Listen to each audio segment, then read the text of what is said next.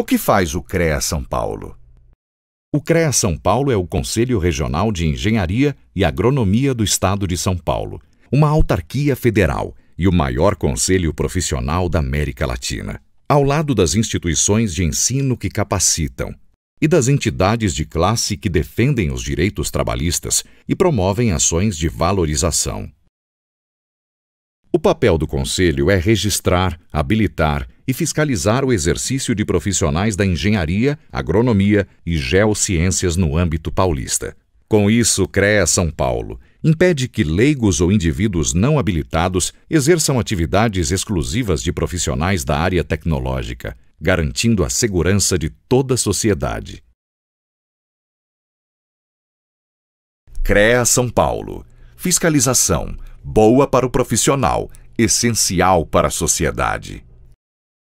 O que é certidão de acervo técnico? Acervo técnico é o conjunto de atividades técnicas desenvolvidas ao longo da vida do profissional. O acervo pertence sempre e exclusivamente ao profissional que registrou a anotação de responsabilidade técnica, a ART. A certidão de acervo técnico, conhecida como CAT, é o documento que certifica as atividades registradas no acervo técnico e comprova a experiência do profissional ao longo do exercício de suas realizações. A CAT é imprescindível para a participação em licitações e concursos públicos nas áreas da engenharia, agronomia e geociências. A solicitação da certidão de acervo técnico é feita online. Consulte no site do CREA São Paulo os documentos necessários. CREA São Paulo. Fiscalização. Boa para o profissional, essencial para a sociedade. O que é o registro profissional? Engenheiros, agrônomos, geólogos, geógrafos, meteorologistas e tecnólogos em profissões da área tecnológica precisam estar registrados no CREA São Paulo para exercer suas atividades. O registro obrigatório por lei pode ser provisório para profissionais recém-formados e válido por 1 ano. Temporário para diplomados no exterior, que têm contrato por tempo determinado no Brasil, e definitivo para profissionais já diplomados. Para a emissão do registro é obrigatório que tanto a escola quanto o curso estejam cadastrados no CREA São Paulo. Sem a exigência do registro, qualquer um poderia executar obras e serviços que exigem autoconhecimento técnico, colocando a população em risco. CREA São Paulo. Fiscalização. Boa para o profissional, essencial para a sociedade. O que é a ART? A Anotação de Responsabilidade Técnica, ART, é um documento oficial emitido pelo CREA e indispensável para o exercício profissional da engenharia, agronomia e geociências. A ART certifica quem são os responsáveis pela execução de trabalhos das áreas tecnológicas. Para a segurança de todos, a ART garante que obras e projetos técnicos sejam conduzidos por profissionais habilitados. Além disso, a ART valoriza a atuação profissional, registra sua autoria, resguarda o contratante e o contratado e permite constituir o acervo técnico. Um histórico da atuação do profissional, que tem grande valor no mercado de trabalho.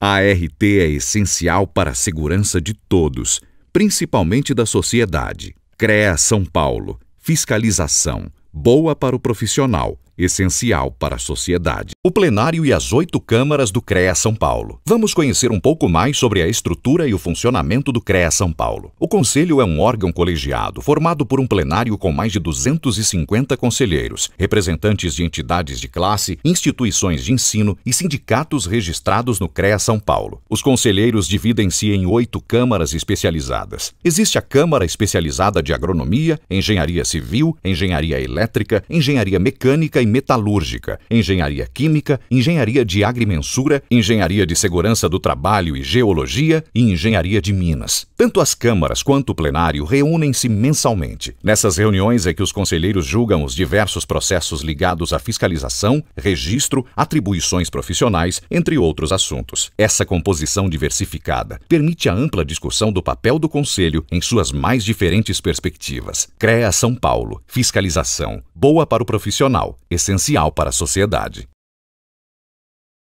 Funções do Conselho de Classe, Associação e Sindicato.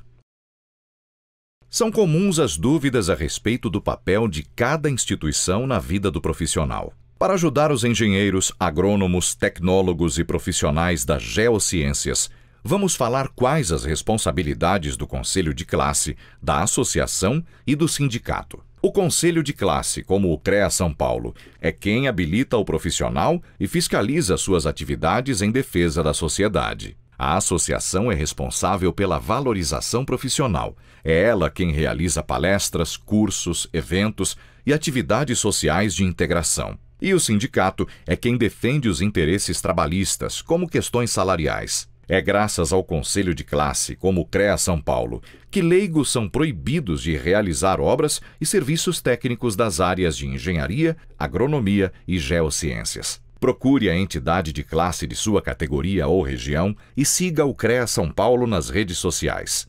CREA São Paulo. Fiscalização. Boa para o profissional. Essencial para a sociedade. No nosso YouTube, da associação. Acho que o Luiz vai passar alguns videozinhos agora do CREA São Paulo, né? Uns videozinhos institucionais. Já fica desde já o registro aqui, o agradecimento a todos, né? Ao Luiz e ao Marcelo. Não sei, acho que o Marcelo é teu irmão, né, Luiz? A gente fez todas as coisas com ele. Não sei se ele está online também, ou se está conectado ou não, mas fica registrado o agradecimento a ele aqui. Conversei muito com ele esses dias. Então, isso. Agradeço. Passo a palavra ao Arthur, se ele quiser fazer alguma apresentação inicial aí. Em nome eu sou engenheiro civil, Arthur. Eu estou como presidente da ERA, né, que é a Associação dos Arquitetos, Engenheiros, Agrônomos e Agrimensores da região de Amparo. E queria agradecer a todos a participação de todos, né?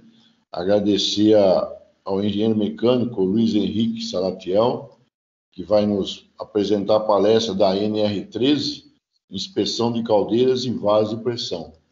Então, eu espero que todos possam ter uma boa participação e deixo com você, ô Luiz. Uma boa palestra e obrigado a todos. Tá, eu que agradeço o convite.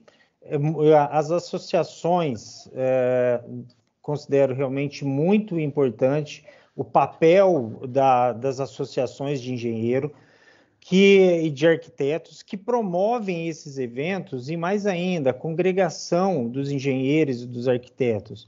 Eu sempre digo que nós somos uma parte importante da sociedade e só quando a gente se mobiliza, quando nós estamos juntos, quando nós fazemos esses eventos, nós demonstramos a força para a sociedade. E isso ajuda, num país que precisa tanto de uma visão realista, de uma visão lógica, que é que nós temos como engenheiro, então nós temos como contribuir com a sociedade dessa maneira. Então, parabéns pela iniciativa de vocês e que continue perseverante nessa missão de promover a engenharia, tá? Muito obrigado.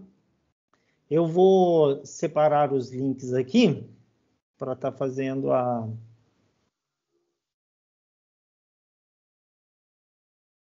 sobre liderança para engenheiros e outro específico para a área de manutenção, que é equipes de alta performance em manutenção. Pessoal, os slides estão dando para ver corretamente? Sim.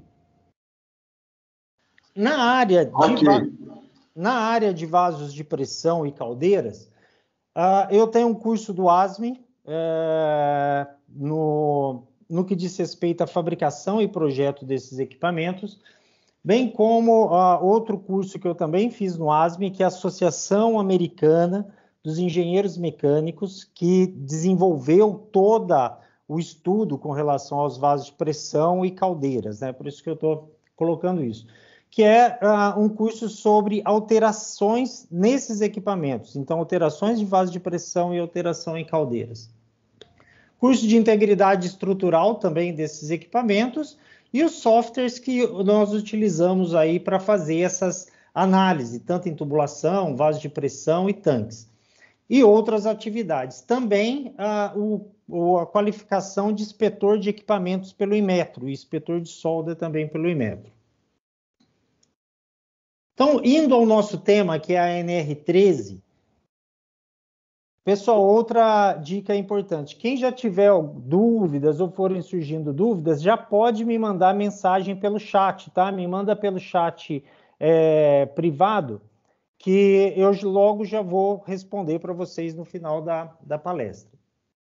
Quando nós falamos, a NR13, que a diferença entre uma norma e uma NR, uma norma regulamentadora, é que a norma regulamentadora ela tem uma força de lei. Isso é muito importante nós entendermos isso. Por quê? Porque ela vai nos levar a processos ou condições judiciais e a fiscalizações do governo também. Então, por isso que é essa diferença entre uma norma e uma NR. A NR13, ela é uma norma regulamentadora e que vai abranger as caldeiras, vasos de pressão, tanques e tubulações. Comentários a respeito da norma. A norma ela tem uma amplitude muito grande, essa norma regulamentadora. O exemplo é que ela vale para um consultório odontológico que tem um compressor e vale para uma petroquímica ou até para uma usina nuclear no Brasil. Então, nós temos uma norma regulamentadora que ela cuida desde do borracheiro que tem um compressorzinho até uma petroquímica. Então, ela tem uma amplitude, uma abrangência muito grande. E tudo que tem uma abrangência muito grande, ela acaba não sendo muito específica em algumas condições. Então, é muito importante ter essa visão. Então, e também eu sei que muitos dos que estão participando também dessa palestra são engenheiros que estão atuando em grandes indústrias com grandes vasos de pressão, também tem os profissionais autônomos que estão trabalhando, fazendo NR13 de hospitais, de shopping centers, desses lugares também. Então, eu vou procurar utilizar uma didática que eu sempre utilizo nessa palestra, que é passar pela norma toda e ir com os exemplos práticos da vivência que eu tenho de consultoria, apresentando as maiores questões, as maiores dúvidas que tem com relação a isso, tá? Outra questão importante com relação à NR13. A NR13 ela está atrelada à manutenção. Então, quando nós estamos falando de NR13, muitas vezes o pessoal vê isso como segurança do trabalho. Ela é uma NR da segurança do trabalho, mas ela faz parte do conjunto de manutenção de uma indústria, de um shopping center, de um hospital. Então, ela tem que estar dentro do plano de manutenção dos equipamentos. Por quê? É o objetivo da norma, é o espírito da norma, é isso, é eu manter a integridade desses equipamentos. Uma das principais dúvidas que existem, e aqui já é um ponto muito importante da palestra para vocês entenderem, é o que diz respeito ao SPI. O que é SPI? SPI, nós vamos ter um slide específico sobre isso, é o Serviço Próprio de Inspeção de Equipamento, que é o famoso que o pessoal no dia a dia utiliza assim, é o padrão Petrobras de inspeção de equipamentos. Sim, a Petrobras utiliza, as refinarias da Petrobras, elas utilizam o SPI. Eu trabalhei por mais de 6, 7 anos só na área de petroquímica. Então, eu vivi e tenho a experiência do SPI, que é o Serviço Próprio de Inspeção de Equipamentos, e a NR13 puramente. Qual que é a diferença disso? Quando você tem um sistema chamado SPI, você precisa que toda a inspeção, que todos os testes realizados para a inspeção sejam realizados por pessoal certificado pelo sistema do Inmetro. Então, o que acontece? Se você vai fazer um líquido penetrante em uma indústria que tem o sistema de SPI, o profissional do líquido penetrante, para fazer o ensaio do líquido penetrante, ele tem que ser certificado, ele tem que fazer uma prova na ABEND, que é a Associação Brasileira de Ensaios Não Destrutivos, e ser certificado pela ABEND, que é vinculado ao Inmetro. Isso também vale para solda, isso também vale para equipamentos. Fora da opção de não ter o serviço próprio de inspeção, você só precisa ser, o que a gente fala só, né? Mas você precisa ser engenheiro mecânico ou engenheiro naval para atuar. E um técnico mecânico para fazer as inspeções. Ou seja, de acordo com a nossa legislação, de acordo com o CREA, né, com o sistema CONFEA, nós engenheiros e o técnico mecânico podemos inspecionar, somente o engenheiro pode laudar. Porém, se você tem um serviço próprio de inspeção, além de ser engenheiro e de ser técnico, precisa ter uma certificação dessas associações. Tá entendido isso, pessoal? Porque gera muita dúvida, principalmente para quem vai contratar o trabalho. Então, se você vai contratar o trabalho e você você não tem credenciado o serviço próprio de inspeção, você não precisa que o pessoal que faça a inspeção tenha essa certificação, porque essa certificação, os profissionais têm um custo mais elevado para isso, né? Uma das coisas importantes é o espírito da norma, sempre eu digo isso. Quando nós temos uma norma, como nós temos uma regulamentação, eu tenho que entender qual é o objetivo daquela norma. Então, essa norma é manter a integridade das instalações, a integridade do vaso de pressão, das caldeiras, das tubulações. É esse o espírito da norma. Então, quando eu tenho uma dúvida com relação a um trecho da norma, eu tenho que olhar e falar assim, vem cá, isso daqui eu vou estar colocando mais em risco ou menos em risco essa situação. Ok, pessoal? Então, eu tenho que entender esse espírito da norma. E mais importante também é o seguinte, se eu quero trabalhar na área de NR13, se eu quero atuar na área de NR13, eu vou ter que ler e estudar bastante. Por quê? Primeiro, é uma norma que tem as suas complexidades e ela começa a puxar outras normas. É essa a diferença. Ela vai falar do ASME, ele vai falar de soldagem, vai falar de outras normas que você tem que ir agregando para você conseguir uns resultados positivos com relação a isso. Então, as considerações iniciais aí. A NR13 estabelece os requisitos mínimos para a gestão da integridade. Pessoal, só mais um outro aspecto aqui que eu falei do espírito da norma.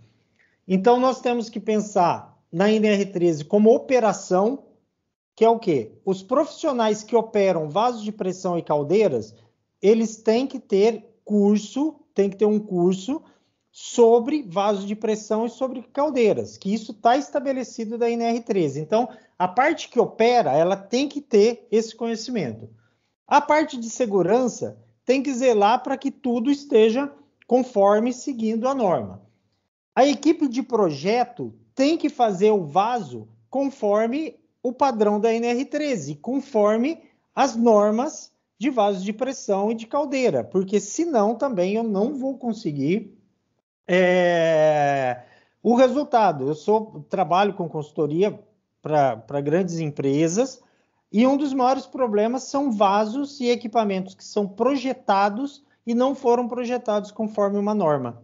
E aí nós temos um problema, porque você tem um vaso de pressão e muitas vezes ele não está atrelado a uma norma de fabricação. Então a parte de projeto tem que estar consciente e a parte de manutenção tem que ser visto como estratégia de manutenção. Nós não podemos olhar a NR13 sem pensar nela em manutenção. Ela tem que estar vinculada à área de manutenção.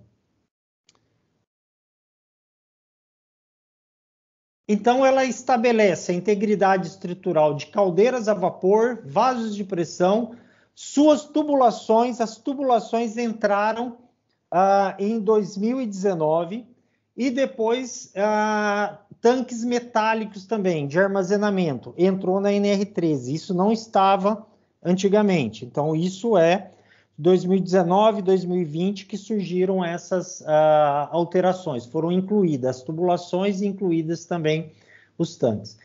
e que diz respeito aos aspectos de instalação, inspeção, operação e manutenção, visando a segurança e a saúde dos trabalhadores. Importante aspecto agora, o empregador é o responsável pela adoção das medidas determinadas pela ANR. Então, quer dizer o seguinte, eu tenho um vaso de pressão, instalado numa fábrica, mas esse vaso de pressão não é da fábrica, é um vaso de pressão que foi alugado. Isso acontece muito em hospitais ou shopping. Você aluga um vaso de pressão e aí chega aquele vaso de pressão. De quem é a responsabilidade de garantir as medidas determinadas nessa ANR? Aonde o vaso está alocado. Então, se eu tenho um hospital e o vaso é da White Martins, o hospital é o responsável por aquele vaso. Ele vai pedir para a White Martins e falar, olha, eu quero todos os documentos relacionados à NR13, ok? Então, isso é bastante importante. Se eu tenho, quem é o responsável por aquele equipamento é o estabelecimento. O estabelecimento não vai conseguir dizer assim, mas o equipamento era da empresa tal. Não, vale essa condição. Obviamente que em termos de contrato, e aí vale para quem contrata esse tipo de trabalho, já colocar, quando for locar ou quando for ter um vaso de um terceiro, já colocar no contrato que tem que cumprir a NR13. Aonde se aplica a NR13? Porque é interessante essa condição também. Por quê? Muitas vezes você pode ter um vaso de pressão que não se enquadre na NR13. Isso é possível? Isso é possível. E você pode ter também algum vaso de pressão que não esteja dentro de uma norma de fabricação de vaso e enquadre dentro da NR13. Então, essa parte da norma é que vai definir essa condição. Ele vai dizer o seguinte, todos os equipamentos enquadrados como caldeiras no subitem. Nós vamos lá para aquele subitem. Vasos de pressão cujo produto PV superior a 8. Essa é uma conta que é feita da seguinte maneira. Eu vou pegar a pressão em kPa e vou multiplicar pelo volume em metro cúbico. Se der maior do que 8, é um vaso de pressão. Se não der menor que 8, não vai ser um vaso de pressão, tá? Vasos de pressão que contenham fluido A, especificados na linha A do subitem, independente das dimensões PV. Aqui ele já volta ao contrário, ele já fala o seguinte, já cria uma exceção. O PV pode ser menor que 8? Pode. Mas se tiver um fluido A, que são fluidos mais perigosos, ele já vai considerar um vaso de pressão. Tubulações ou sistemas de tubulações ligados a caldeiras ou vasos de pressão, categorizados no subitem que contenham fluidos A ou B. Por que a norma avançou com relação a isso? Porque a NR13 ela teve, ao longo da sua história, resultados muito positivos, diminuindo muito o acidente com caldeira e vaso de pressão. Só que os acidentes começaram a migrar para as tubulações. Então, você começa também a inspecionar essas tubulações. E tanques metálicos de superfície para armazenamento e estocagem de produtos finais ou de matérias-primas, não enterrados e com fundo apoiado em solo, com diâmetro externo maior que 3 metros, capacidade maior que 20 mil litros, e que contenham fluidos de classe A ou B, que nós vamos ver lá na frente. Tá? Então, tanques entrou, se eu não me engano, no ano passado, dentro da NR13. Também para serem inspecionados, os que contêm fluido A, categoria A. Importante, onde não se aplica a NR13? Recipientes transportáveis, vasos de pressão destinados a transporte de produtos, reservatórios portáteis de fluido comprimido e extintores de incêndio. Tá? Então, caminhão pressurizado, existe uma outra norma que verifica isso. Né? Então, ela não vai enquadrar na NR13. Mas, obviamente, que existe outra norma que cuida desse assunto.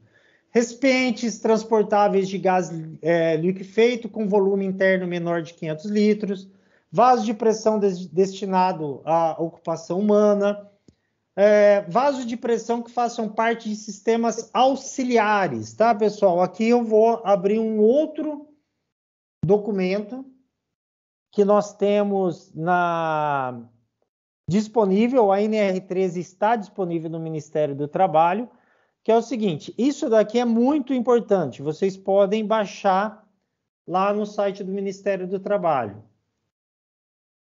É o quê? Perguntas e respostas. Está aparecendo para vocês? Então, ele está dizendo aqui ó, o que são pacotes auxiliares de máquinas. Porque muitas vezes tem uma dúvida. Então, você tem filtros de óleo lubrificante para turbinas e tudo mais. Ele tem um jeitão de vaso de pressão, mas ele é considerado muitas vezes um pacote, um pacote de equipamento rotativo. Muitas vezes você tem isso dentro de um compressor também. Então, isso não é considerado um vaso de pressão. Tá claro com relação a isso?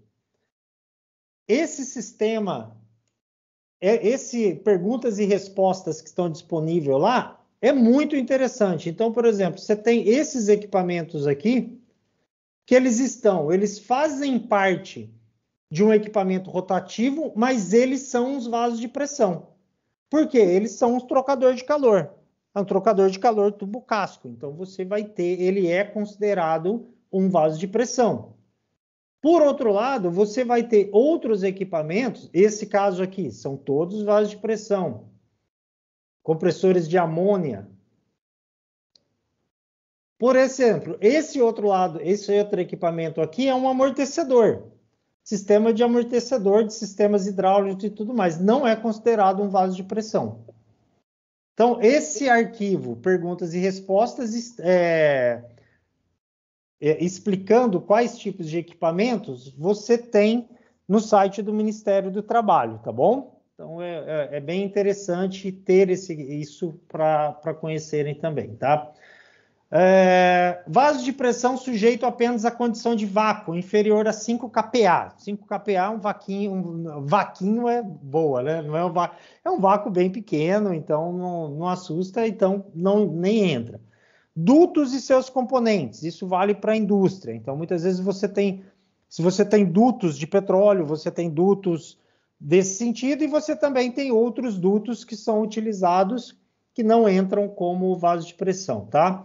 Fornos e serpentinas para troca térmica, tanques e recipientes de superfície de estocagem, e assim nós vamos. Outros vasos com uma modificação importante, isso já faz uns 5, 6 anos. Trocador de calor à placa, não é considerado vaso de pressão. Eu viajo muito dando consultoria e chego em alguns lugares que muitas empresas, até para fazer mais vasos de pressão, enquadram trocador de calor. Então, trocador de calor à placa não é considerado vaso de pressão, tá? Tubos de sistemas de instrumentação também não são considerados. Tubulações de rede públicas ou de distribuição de gás. Vasos de pressão fabricados com fibra de vidro e outras condições importantes aqui. Pessoal, vamos lá. Quando eu falo para vocês que a minha ideia é ir passando a norma e tocando nos pontos que tem mais dúvida no mercado. Eu posso até não considerar muitos equipamentos como vaso de pressão ou muitos equipamentos que estão fora dessas denominações de tanques. Mas isso não quer dizer que, como engenheiro mecânico e como responsável técnico, eu não vou criar um plano de manutenção para esses outros equipamentos e um plano de inspeção. Então, o trocador de calor à placa, ele não se enquadra como um vaso de pressão, mas ele tem que fazer parte do meu sistema de integridade das minhas plantas, da minha fábrica, da minha indústria. Eu tenho que ter um plano de manutenção para isso, né? Hoje nós temos, principalmente as grandes multinacionais, elas têm seguradoras e essas seguradoras pedem um plano de integridade estrutural. Então, dentro da integridade estrutural, você coloca tudo que tem NR13, o que faltou, que não é NR13, você também deve colocar. Por quê? Também necessita de manutenção, também necessita de inspeção. Então, é muito importante entender isso, que o objetivo é a integridade do estabelecimento. a integridade do local. Quando nós estamos falando de hospital, de shopping center, não adianta eu só seguir a NR13 para aquilo que apresenta risco. Mas se eu tenho um compressor que vai dar problema, se eu tenho um compressor que também pode causar algum risco, eu tenho que estender a minha inspeção, eu tenho que estender a manutenção para essas garantias, ok? Tem um conceito muito importante que é o RGI, que é risco grave e iminente, tá? É um conceito muito importante para quem trabalha com NR13. Então ele vai dizer o seguinte: operação de equipamentos abrangidos por esta NR sem os dispositivos de segurança previstos conforme a linha A do subitem 341.3 e os outros. Então, eu já vou pegar o 1341.3. As caldeiras devem ser dotadas dos seguintes equipamentos: válvula de segurança. Pessoal, tem no próprio código ASME, por tudo que você melhora com relação à automação, com tudo que você melhora com relação às questões de controle e automação, a resguarda de um equipamento da caldeira ainda será uma válvula de segurança mecânica, com abertura por mola ou por peso. Então, por que isso? Porque se você tiver em algum momento uma queda de energia, um problema de TI, não pode usar mais o termo informática. Eu descobri que esses dias que quem fala informática está mais velho, né? Então, tem que falar TI, né? Então, se tiver algum problema de informática, né, você vai ter um problema e a única garantia desse equipamento não ter uma sobrepressão é a sua válvula, um componente mecânico, que é a válvula de segurança. Com pressão de abertura ajustada a PMTA, que é a pressão máxima de trabalho admissível, considerada dentro do projeto que foi executado. Então, tem que existir a válvula de segurança ajustada com essa condição. Instrumento que indique a pressão do vapor acumulado. Aqui também, vamos lá, a palestra vale para quem está querendo entrar na NR13 e também para as pessoas que já têm uma certa experiência. Então, para quem já tem uma certa experiência da NR13, está vendo que não está escrito aqui mais o manômetro? Por que não está colocando mais o reloginho, né? Vamos assim dizer, o indicador de pressão físico? Porque a grande maioria das empresas hoje, a indicação de pressão está no supervisório, está no computador, na sala de controle. Então, você pode e vai ter isso na sala de controle. Você pode ter em campo? Deve ter em campo? Também. Mas, principalmente para os vasos de pressão, você pode ter ele somente no supervisório. Não é? Isso é uma vantagem. Injetor ou sistema de alimentação de água, independente do principal, que evite superaquecimento da caldeira. Então, você precisa ter um sistema de água que também não dependa de controle e automação. É esse o espírito dessa parte da norma. Sistema dedicado à drenagem rápida da caldeira de álcalis, isso geralmente é para as indústrias de papel e celulose. Sistema automático de controle de nível de água e intertravamento, que evite o superaquecimento. Então, eu tenho que ter um sistema que diga o seguinte: não pode faltar água na caldeira, mesmo acabando a energia, não pode faltar. Se as bombas de água desligar, eu tenho que ter um sistema que vai desligando a minha caldeira. Isso para caldeiras pequenas é simples, para caldeiras enormes você vai ter um problema grande. Eu brinco com o pessoal que é o seguinte: gente, hoje em dia nós temos caldeira que é do tamanho de uma geladeira residencial, e você tem uma caldeira que é do tamanho de um quarteirão. São essas as dimensões que nós temos de caldeira hoje. Você pega caldeiras utilizadas em laboratórios, em hospitais, muitas vezes são pequenas, e você vai para uma caldeira de usina de açúcar, você vê o tamanho em que elas são, sem contar as de petroquímicas. Então, são esses daqui. Gente, isso daqui é o que nós nós chamamos aqui de risco grave e iminente. O que eu não posso deixar isso, tá? Não posso ter esses problemas, não posso deixar a caldeira funcionar com essas condições, porque ela estará em risco grave e iminente, ok? Esse é motivo para não dar você pode dar um laudo e dizer que a caldeira não pode atuar por conta desses motivos aqui. Ele vai dizer lá do risco grave e iminente, eu passei agora para o risco grave e iminente voltado aos vasos de pressão. Olha só uma diferença aqui, ele diz o seguinte, válvula de segurança ou outros dispositivos de segurança. Pessoal, tem alguém com o microfone aberto, fez barulho aí, tá? Se puder fechar. Eu não posso, por exemplo, ele está dizendo o seguinte, na caldeira é válvula de segurança.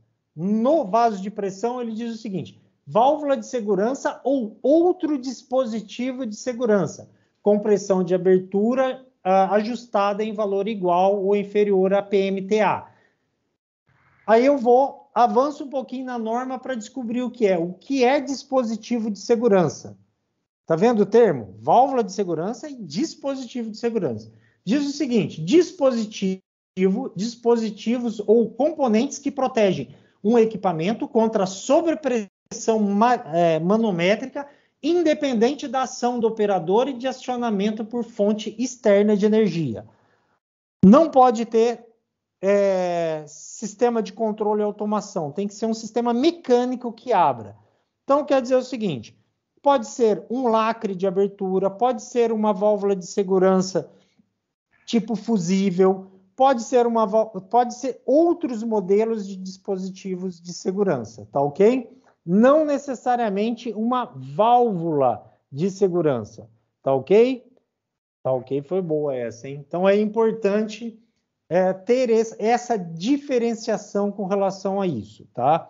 Porque tem muita gente que tem um compressor, o compressor tem uma válvula de segurança que é chamada de fusível, ou tem uma válvula de segurança que muitas vezes nem tem como você calibrar ela. Está errado isso? Não, porque a norma nos diz o seguinte, eu tenho um dispositivo de segurança. Esse dispositivo ele não depende de fonte externa, nem de algum acionamento para ele funcionar. Ele vai, se subir a pressão, ele vai abrir. Descendo aqui, vasos de pressão submetidos a vácuo devem ser dotados de dispositivo de segurança, ok? Olha só, estamos falando de dispositivo de segurança. Ou outros meios de projeto, que se mantêm submetidos à pressão positiva, que deve atender se ele for também sofrer, porque tem equipamentos que ora opera por vácuo e ora por pressão positiva. Aí ele tem que atender a linha A, que ter um dispositivo de segurança. Gente, aqui nos vasos com vácuo, eu posso ter outros meios previstos de projeto. Eu posso ter um sistema de controle e automação, que vai me garantir a segurança daquele vaso. Ou eu posso ter também um vaso que foi calculado para o vácuo absoluto. Opa, teoricamente existiria o vácuo absoluto. Eu calculo o vaso para essa condição e eu vou dizer o seguinte, qualquer vácuo que o meu sistema der, ele não vai, o meu vaso não vai colapsar, eu não vou ter problema com ele. Então é importante isso, porque, de novo, muitas vezes pega só a parte da norma que precisa ter a válvula de segurança e sai colocando válvula de segurança em tudo e depois você tem uma fábrica que fica completamente toda hora desarmando. Ah, quer dizer que eu estou diminuindo a segurança? Não, eu estou trabalhando conforme a norma e se você for nas outras normas internacionais, você também vai estar atendendo a norma. Isso foi uma mudança também na NR13. Eu participei dos debates sobre esse tema e ele é muito importante, principalmente para a indústria voltada a processamentos de suco, porque ele trabalha com muito vácuo, ele trabalha com essas condições. E fora do país você tinha você tem fábricas que seguem esse modelo de você ter um sistema previsto em projeto. Certo, pessoal? Então é importante ter essa condição. Outra questão que é risco grave e iminente. Sistema de segurança que defina formalmente para evitar bloqueio inadvertido de dispositivo de segurança. O que é isso? Muitas vezes você tem uma tubulação aonde vai estar instalado a válvula de segurança. Essa tubulação, ela tem duas válvulas de segurança que trabalham independente uma da outra. Quando você vai tirar uma dessas válvulas, você coloca uma raquete. Ou você fecha a válvula para impedir a válvula para você dar manutenção corretamente nessa válvula de segurança. Essa válvula, ela tem que ter um sistema que não permita que ela seja fechada inadvertidamente. O que quer dizer isso? Não pode chegar alguém lá e simplesmente fechar essa válvula que fica entre o vaso e a válvula de segurança. São casos, senhores, são poucos casos nessa situação, porque geralmente você tem o vaso de pressão, a tubulação e sem válvula você já tem a válvula de segurança, justamente para você não correr esse risco. Mas existem algumas indústrias que você tem a necessidade de ter o vaso, a tubulação, uma válvula de fechamento e a válvula de segurança. Essa válvula de fechamento, ela tem que ter um sistema de trava com cadeado para que ninguém vai lá e feche essa válvula. Por quê? Senão a válvula de segurança fica inoperante. É esse o objetivo, tá? Dessa parte da norma. Quem está mais habituado com inspeção, obviamente vai entender isso. Quem está chegando agora na área de inspeção de NR13, volta nesse tema e depois pode ler com relação a isso. É importante também com relação a dispositivos de segurança em tubulações. Então, as tubulações ou sistemas devem ter dispositivos de segurança conforme critérios de código e projeto utilizado. Estão vendo só como a NR13 não é só manutenção e inspeção, e não é segurança, é projeto? Porque tem que nascer certo. Porque se você já não faz o seu sistema de tubulação com as válvulas de segurança, depois para você reverter isso é um inferno. Então precisa realmente ter essas. Os tanques também devem ter um sistema de instrumentação de controle conforme definido em projeto e processo. E aqui eu faço um adendo que não colocaram aqui com relação a sistemas de respiros, a sistemas de próprias válvulas de segurança em tanques. Então, na minha opinião, deveria ter isso na NR13. Não tem. Mas se você for fazer NR13 e for fazer NR13 desses tanques, você tem que verificar a existência dessas válvulas, a existência dos respiros, dos sistemas de suspiros, de drenagem, para o tanque não colapsar, que é muito comum também tanque estar colapsando por esse tipo de problema. Então, seguindo. E aí, voltando àquilo que é risco grave e iminente, que eu posso o fiscal do Ministério do Trabalho pode interditar a caldeira, pode interditar o vaso de pressão, pode parar a produção por conta dessas situações. Atraso na inspeção de segurança periódica de caldeiras. Então, caldeiras tem que, todo ano, de categoria B, você vai ter que fazer as inspeções nessas caldeiras. Bloqueio de dispositivos de segurança na caldeira, como eu disse para vocês, se eu tenho lá a válvula de segurança e a caldeira, e eu tenho uma raquete, ou tenho uma válvula fechando essa válvula de segurança, ele não pode estar atuando dessa maneira. Ausência de dispositivo operacional de controle de nível de água da caldeira. Então, eu tenho que ter o dispositivo para controlar a água da caldeira. Operação de equipamento enquadrado nessa NR, com deteriorização atestada por meio de recomendação de sua retirada de operação, constante de parecer conclusivo. Então, se estiver algum laudo dizendo, olha, esse equipamento não pode operar, aquele equipamento não pode operar. Então, entra aí a força de nós engenheiros, que nós podemos virar e falar assim, não, esse equipamento não pode operar. Então, você vai dar o laudo com isso. Se o cliente continuar funcionando com aquilo lá, mas o teu laudo já está valendo com relação a essa situação. Operação da caldeira por trabalhador que não atenda aos requisitos estabelecidos do anexo 1 da ANR ou que esteja sob supervisão ou acompanhamento de assistência específica do operador qualificado.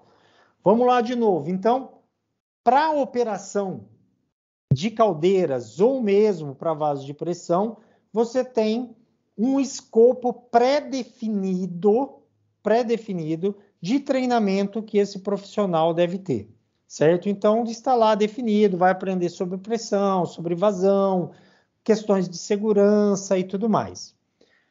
Vamos ao ponto. É um treinamento muitas vezes de 40 horas. Quando você vai dar esse treinamento de 40 horas, ele precisa ser, isso não está escrito na norma, mas você precisa provar que esse operador, esse funcionário, tenha esse conhecimento, ele fez esse treinamento. Agora, se esses operadores já tiveram partes desse treinamento na própria empresa, então vou dar um exemplo para vocês. Você tem uma empresa que dá o treinamento de segurança, dá o treinamento de operação, dá o treinamento de básicos de pressão e temperatura e tudo mais. O que que você vai fazer? E existe a evidência desses treinamentos, você só precisa complementar esses treinamentos com relação à NR13. Tá claro isso, pessoal?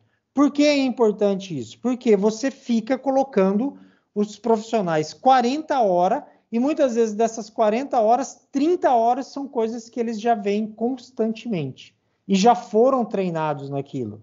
Ah, mas e quando houver a fiscalização do Ministério do Trabalho? Obviamente, esse funcionário tem que ter uma pasta, sistema eletrônico, com a comprovação desses treinamentos que ele teve. Isso é muito importante, por quê? Para você transformar o que realmente é importante no conhecimento. Não é? Isso é. Agora, lembrando sempre, você precisa ter a comprovação disso, precisa ter o certificado, a lista de presença, que ele fez esses outros treinamentos nessas etapas. Então, você vai trabalhar realmente o que compete a caldeiras e a NR13, muitas vezes um volume menor de horas, porque o restante ele já fez. Agora não é um profissional, ele não trabalha dentro de uma indústria. Operadores de caldeiras de hospitais ou de alguns outros hotéis, esses profissionais, você tem que ter um cuidado maior com relação a esses profissionais.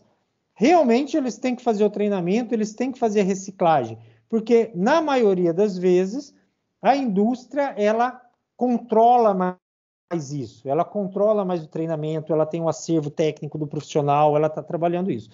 E os outros órgãos nem sempre conseguem fazer essa condição.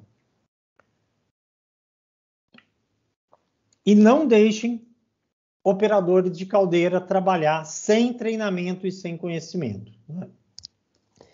Agora, quem vai laudar, quem vai deixar a caldeira, o vaso de pressão, como que isso funciona? Foi aquilo que eu disse para vocês lá no início, com relação ao que é NR13 e o que é SPI, o Serviço Próprio de Inspeção de Equipamento. Então, para efeito desta NR, considera PH profissional habilitado aquele que tem competência legal para essas condições. E foi estabelecido pelo CREA que são o engenheiro mecânico e o engenheiro naval que pode estar trabalhando, atuando na NR13, tá? Atuando com essas inspeções. Seguindo aqui, e aí também nós estamos falando do... Opa, voltando aqui. Agora, ele diz o seguinte, o profissional habilitado, importante, um técnico pode fazer a inspeção e o engenheiro mecânico laudar. Isso pode ser feito. Um técnico mecânico realiza os ensaios, realiza os testes determinados e assim você pode caminhar para isso, tá? Isso quando você não tem o tal do SPI. Quando você tem o SPI, que é o Serviço Próprio de Inspeção, você vai ter que ter os profissionais credenciados dentro do sistema do Inmetro, né? O PH pode obter voluntariamente a certificação de suas competências profissionais através de organismo de certificação de pessoas, que é o OPC, que é isso que eu disse para vocês, acreditado pela Coordenação Geral do Instituto Nacional de Metrologia. Então, hoje, abriu essa possibilidade. Eu, como engenheiro mecânico, vou lá, faço um treinamento, faço umas provas e recebo essa certificação.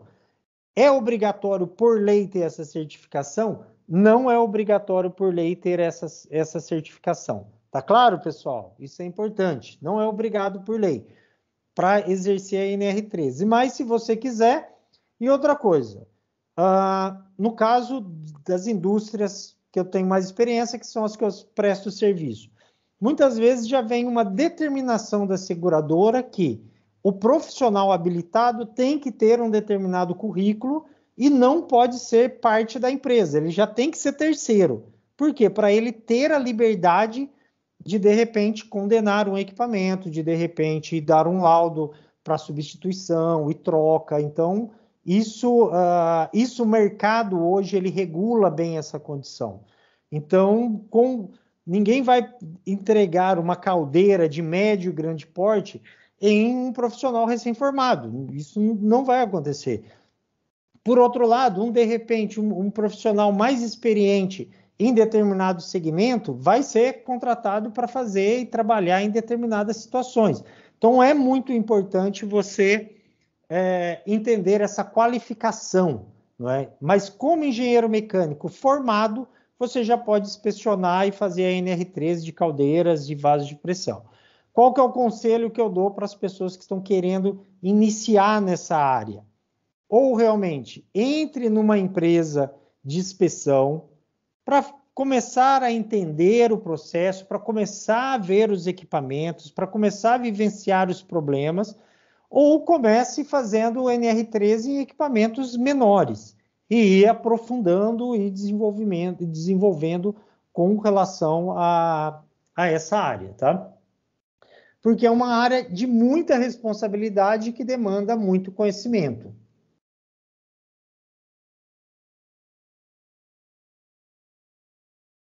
Uma questão importante diz o seguinte, com relação a projeto de alteração e reparo em vasos de pressão, tanques e caldeiras. Todos esses equipamentos, e aqui começa um dos problemas. Primeiro, os códigos de projeto e fabricação de vasos de pressão e caldeiras, você tem lá tudo direitinho. Se você pegar o ASME e for trabalhando, você fabrica um vaso de pressão, você calcula ele, determina quanto de radiografia tem que fazer, quanto de inspeção de líquido penetrante, como deve ser o transporte, como deve ser o teste hidrostático. É ótimo. Quando é projeto de vaso de pressão e caldeira, está tudo lá determinado. Agora, quando é projeto e reparo, quando é projeto de alteração, reparo ou manutenção, as normas são escassas. Isso vale até para a NR13. A NR13 não determina qual ensaio que você tem que fazer, qual que é o limite de deterioração aceitável, nada disso está determinado. E nem a maioria das normas vai te determinar isso. Por isso que, para serviços complexos com esses equipamentos, a experiência, a vivência com esses equipamentos é muito importante. Por quê? Não vai... Se você vai instalar um novo bocal num vaso de pressão, eu vou fazer radiografia? Eu vou fazer ultrassom? Quais os ensaios que eu vou fazer? Isso não está pré-determinado. Um equipamento que já trabalhou 15, 16 anos. Um equipamento que sofreu um amassamento. Como que eu vou resolver essa situação? Então, o que é? No final do treinamento, eu vou apresentar algumas normas que dão algumas referências, né, que podem auxiliar, mas elas também não são conclusivas. O engenheiro mecânico tem que pensar primeiro no espírito da norma. Eu tenho que garantir a integridade do equipamento, do estabelecimento e das pessoas. Por quê? Você não vai estar lá definido os ensaios e os testes que você vai ter que fazer. É uma responsabilidade sua. Outra coisa, tem que ter um profundo conhecimento de materiais. Então, vai entender com relação a um P5, um P11, um 320, um aço 310. Tem que entender profundamente de soldagem, como que eu vou fazer essa solda, com quais os materiais que eu vou utilizar. Então, é importante ter esse conhecimento. Aí, voltando, né, para o pessoal que tem mais experiência, entra e fala assim, puxa, eu como engenheiro mecânico, e aqui eu posso falar porque eu estou dos dois lados. Como eu disse, eu sou inspetor de solda, certificado, né, e também sou engenheiro mecânico. Eu como engenheiro mecânico, posso fazer um procedimento de solda? Posso. Eu não preciso de um inspetor de solda certificado ou qualificado para fazer esse procedimento de solda. Se você tem experiência, tem conhecimento, estudou para isso, você pode fazer um procedimento de solda. Você pode qualificar um soldador. Você vai lá no ASME 9 e faz isso daí. Agora, isso vai depender do teu cliente. Se o teu cliente for uma empresa que tem o SPI, e no caso, as petroquímicas, ele não vai aceitar o teu procedimento de solda ou a tua qualificação de soldador. Por quê? Dentro do sistema dele, dentro do sistema que ele tem com a seguradora, ele precisa ser um profissional que, além de engenheiro mecânico, tenha certificação em inspeção de solda. Agora, se o teu cliente não exige que siga o SPI ou o SNQC, você, como engenheiro mecânico, pode fazer um procedimento de solda, pode qualificar um soldador. É só ir lá, ler a norma, vou qualificar conforme o ASME 9, e você vai estar falando e fazendo sobre isso. Então, o projeto de alteração e reparo deve ser concebido ou aprovado por um PH. Então, tem que ser um engenheiro mecânico ou um engenheiro naval que vai virar e falar assim, olha, nós vamos fazer esse reparo, nós vamos fazer essa substituição, nós vamos colocar mais bocais, nós vamos colocar mais reforço, tem que ser um de nós para fazer isso. Como deve ser esse projeto? É o engenheiro que vai determinar, somos nós que vamos determinar. Então, tem que estar especificado, determinar o material, procedimento de execução, controle de qualidade, qualificação pessoal. Então, o engenheiro mecânico vai dizer, olha, nós vamos usar tal material, nós vamos fazer dessa maneira, o procedimento de solda para ser utilizado vai ser esse, o controle de qualidade, nós vamos fazer líquido penetrante, vamos fazer ultrassom, nós vamos fazer radiografia. Isso é você, como profissional habilitado, que vai estar definido. E ser divulgados aí para os empregados dos estabelecimentos e todos aqueles que estão envolvidos. Então, é importante dizer as alterações que foram realizadas. Pessoal, então agora entrando aqui na parte de caldeiras, as caldeiras a vapor são equipamentos destinados a produzir e acumular vapor, não é? Superior à pressão atmosférica, utilizando qualquer fonte de energia. Então, quais fontes de energia? Pode ser gás natural, pode ser carvão, pode ser biodiesel, pode ser bagaço de cana, não é? O que tiver, palha de café, o que tiver, você vai utilizar para fazer essa energia aí. As caldeiras da NR13 elas são classificadas em duas. Caldeiras de categoria A, que você vai dizer acima de 19, cuja pressão é igual ou superior aí a 19 kg/força por centímetro quadrado, com volume superior a 100 litros. E caldeiras categoria B, são aquelas cuja pressão de operação é inferior a 19. Então, você tem essa condição. Gente, tudo é perigoso. Por quê? Você pode ter uma caldeira grande que trabalha com pressão baixa. E você pode ter uma caldeira pequena que atua com uma pressão elevada. Então, essa classificação é importante para você ter referência para você estar fazendo as suas inspeções. E aqui, nesse aspecto aqui, eu também vou conversar com vocês que é importante e nós vamos ampliar para estar abrangendo toda essa condição. A documentação, a caldeira precisa ter a documentação, que é o prontuário da caldeira, fornecido pelo fabricante, contendo as seguintes informações: código de projeto, especificações de materiais, metodologias, isso, tudo aquilo lá. Importante, se eu já vou comprar uma caldeira, aí vai para o pessoal de projeto. Eu tenho que especificar em qual norma que ele vai fabricar. Se ele vai fabricar com ASME 1, que é a maioria das caldeiras fabricadas assim, ótimo, excelente. Tudo isso já vai vir, todas essas informações, porque uma caldeira só é considerada ASME quando ela atende e tem toda essa documentação, toda essa sequência.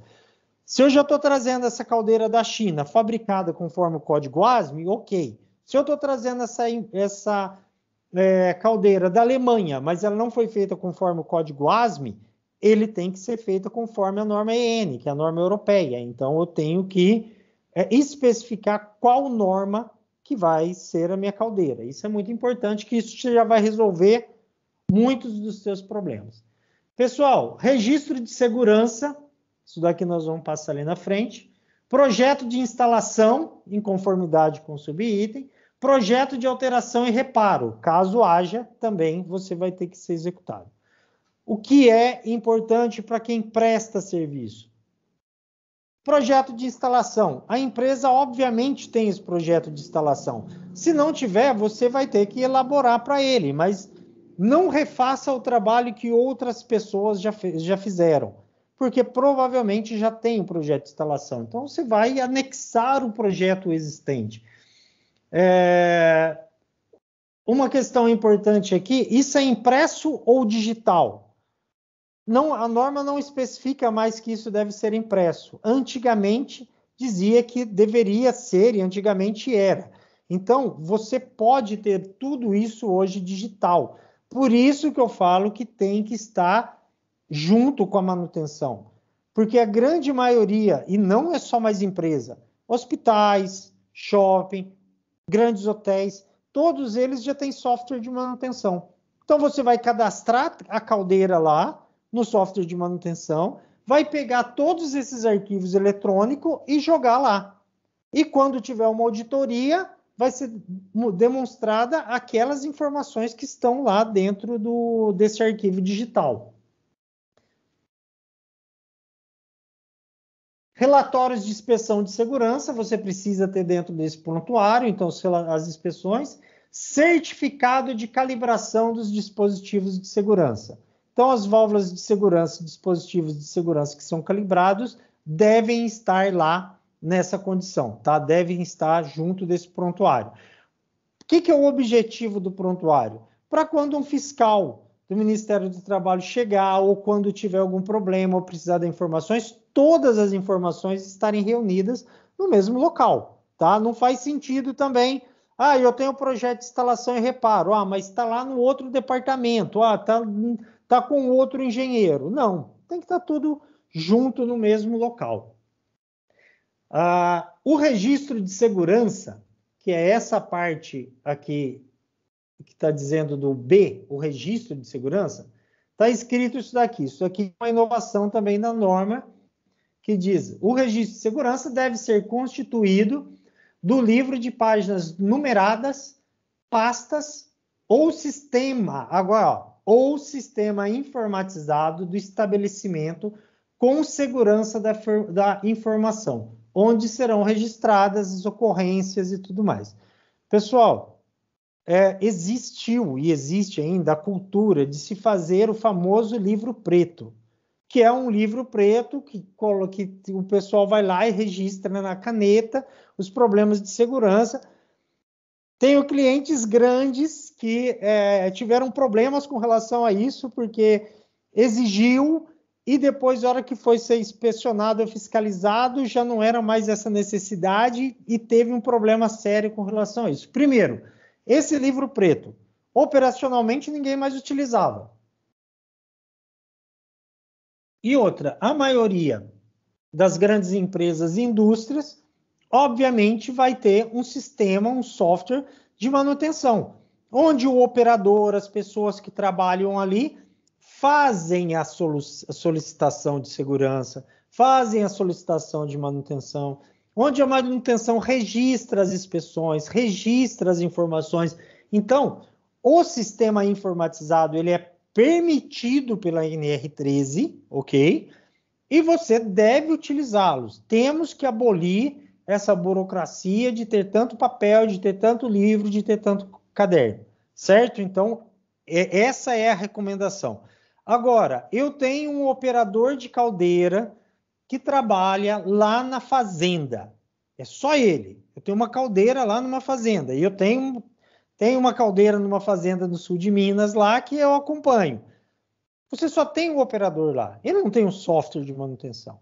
Então, ele tem o livro preto lá para anotar todas as situações, todas as ocorrências e todas as necessidades que ele tem de manutenção. E todo o registro de inspeção que é feito, nós colocamos no livro preto. Agora, se esse é um cliente industrial, já nem é no papelzinho mais, já é lançado direto no software. A inspeção já é feita no software.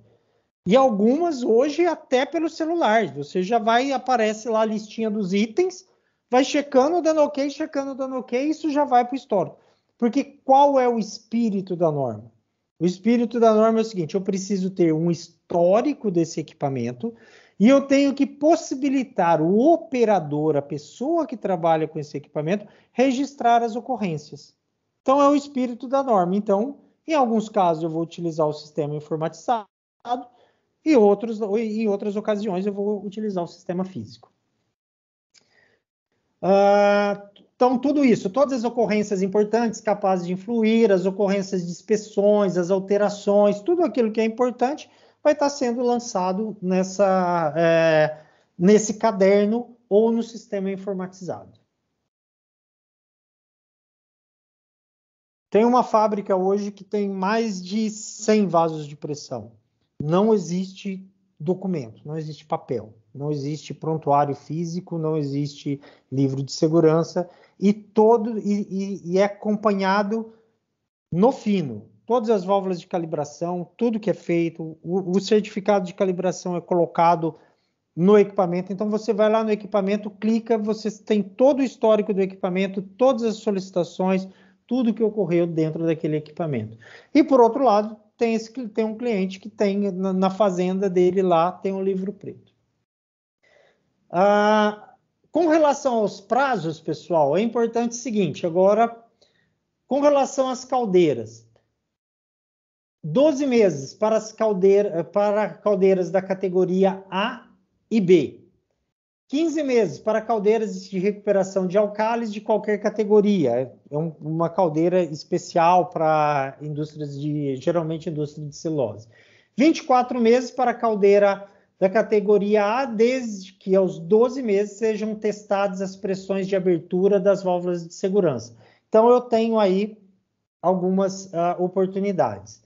Estabelecimento que possui SPI, que é aquela oportunidade que a NR13 dá. Quer dizer, quando eu tenho um serviço próprio de inspeção meu, da minha planta, conforme estabelecido do anexo 2, o que eu posso fazer? Eu posso aumentar os prazos de inspeção. É esse o objetivo do SPI. Então, eu tenho, além de ser engenheiro mecânico, ele precisa ser certificado. Além dele ser técnico e mecânico, ele precisa ter certificação. Então, o que acontece? Mais procedimentos, metodologias, e eles vão sofrerem auditorias. Aí, o que acontece? Eles expandem o prazo da NR13. Então, eles têm mais tempo para parar os equipamentos para serem inspecionados. Então, as caldeiras dobram, vão para 24 meses e assim por diante. Uma coisa importante, uma caldeira, ao completar 25 anos de uso da sua inspeção, ela deve ser passada por uma avaliação de integridade, com maior abrangência, para determinar sua vida remanescente e novos prazos para inspeção.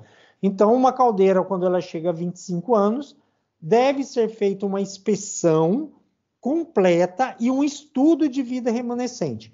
Como você faz esse estudo de vida remanescente?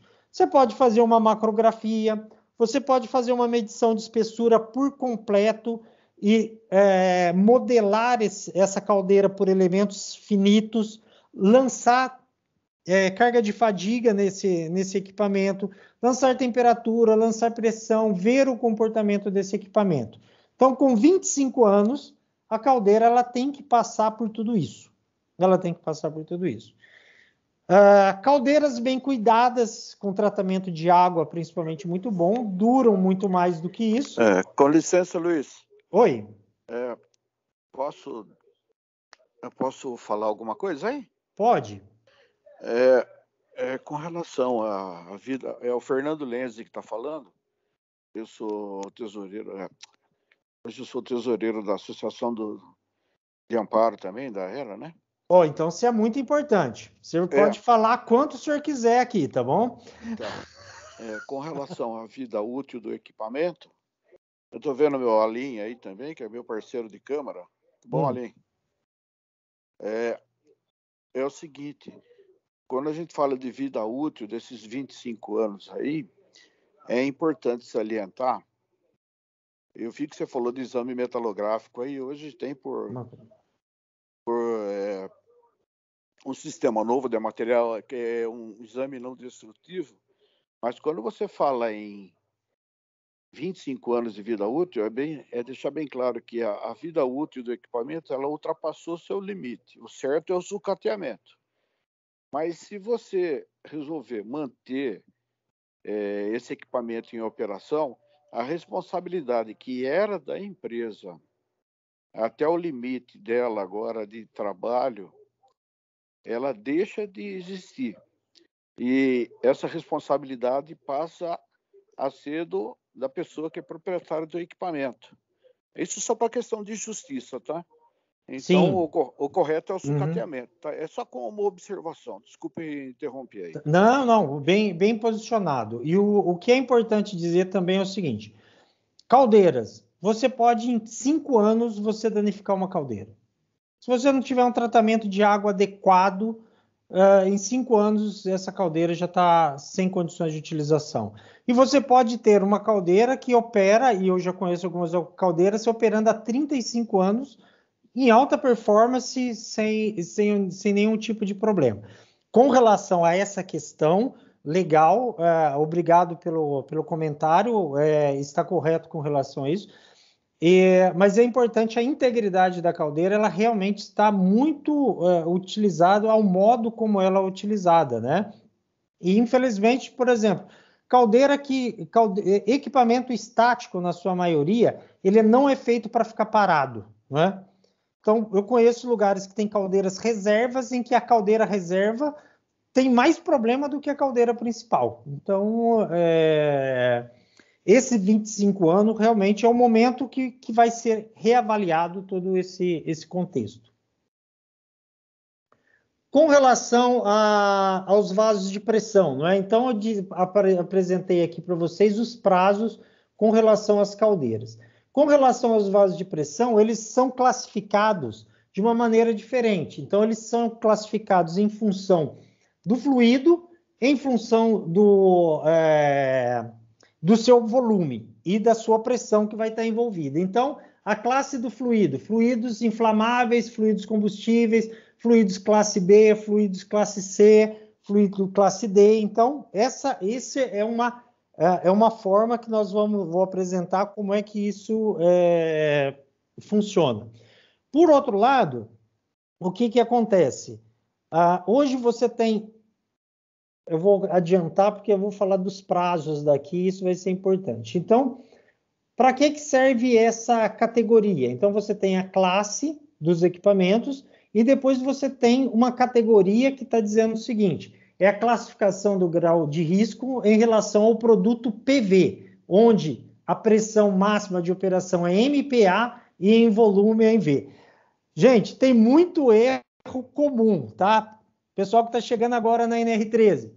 Lá em cima, no início, para você classificar se é vaso ou não, a multiplicação é em kPa, tá? Você vai multiplicar kPa pelo volume. Aqui embaixo é MPa pelo volume. Eu já cheguei em lugar que o pessoal estava apavorado, porque assim, os vasos estavam dando tudo categoria 1. Aí você fala, não, meu amigo, você inverteu a tua conta aqui. Lá em cima é KPA, unidade de medida. Para verificar se é vaso de pressão, relação PV, KPA. Aqui embaixo, para verificar o grupo, é uma relação PV. Então, PV igual a 100, PV menor que 100, entre 30, e assim você tem essa classificação aqui, que vai nos jogar na NR13 para essa categoria. Essa categoria vai dizer o seguinte, olha, se o meu fluido é um fluido A e ele é do grupo 1, naquela relação PV, que é PV maior ou igual a 100, o meu equipamento é um grupo 1, ele vai estar na categoria 1. E nessa situação que eu vou fazer o meu balizamento. Então, meu equipamento, ele é classe C. Olha aqui para vocês, vapor de água, ar comprimido e tudo mais. E o PV dele é melhor que 1, ou seja, o tamanho dele com a sua pressão é igual a 1, o que vai acontecer? Ele vai ser um categoria 5. E aqui só uma dica que nós vamos ver lá para frente, que é o seguinte, quanto menor a minha categoria, maior é o risco. Então, categoria 1, categoria 2, categoria 3, o risco é maior. Categoria 5 são os nossos vasos de ar comprimido, são nossas panelas de vapor. E aí eu levanto uma questão que é importante. Você tem muito acidente hoje, a indústria conseguiu diminuir muitos acidentes com a NR13, mas você ainda continua tendo acidente com sistemas de cozinha industrial, que são as panelas de vapor, borracheiro, oficinas, serralherias. Você tem problemas sérios com explosão de vasos nesses lugares. Então, temos que trabalhar com relação a isso, tá? Com relação ao vaso de pressão, então você tem essa classificação, e aqui com relação ao vaso de pressão. Ele deve possuir o prontuário do vaso de pressão fornecido pelo fabricante, contendo as seguintes informações: código de projeto, especificação de materiais e assim por diante. No caso do Caldeiras, nós estamos falando de ASME 1, quando nós falamos de vaso de pressão, geralmente estamos falando de ASME 8. Então, dica, para quem vai comprar vaso de pressão, já compre o vaso de pressão ASME 8 e coloque lá que você quer que ele esteja de acordo com a NR13. O teu fornecedor vai ser obrigado a te entregar dessa maneira. Contrate dessa maneira. Se você não pedir e ele não te entregar isso, meu amigo, se você solicitar de novo, você vai ter problemas com relação a isso, porque ele pode te entregar e você falar, mas porque fazer um prontuário correto tem um custo. Então, muitas vezes você tem que refazer todo esse prontuário e fica caro. Dica importante, tá? Não dá para avançar sobre isso, mas vamos lá. Muitas vezes o pessoal está fazendo, o contratante não tem o prontuário inicial. Aí ele vai falar, não, eu vou calcular. Vou calcular o vaso. Aí ele vai e pega lá a fórmula básica de cálculo de vaso de pressão, que é a parte cilíndrica, e faz aquela conta, que é uma conta simples, utilizadas para vasos de pressão de aço carbono, dentro de determinado limite, e é só a parte cilíndrica que está sendo calculada isso. Eu, fazendo consultoria numa empresa, a empresa tem mais de 80 vasos que um profissional calculou com essa única fórmula. Ele não considerou os bocais, não considerou o tipo de tampo, não considerou a temperatura que estava fora daquilo possibilitado pelo ASME. Então, gente, tomem muito cuidado com aquela fórmula básica que é apresentada no Silva Teles, né, no livro de vaso de pressão, como fórmula básica, só para você entender que pode ser que é calculado daquela maneira.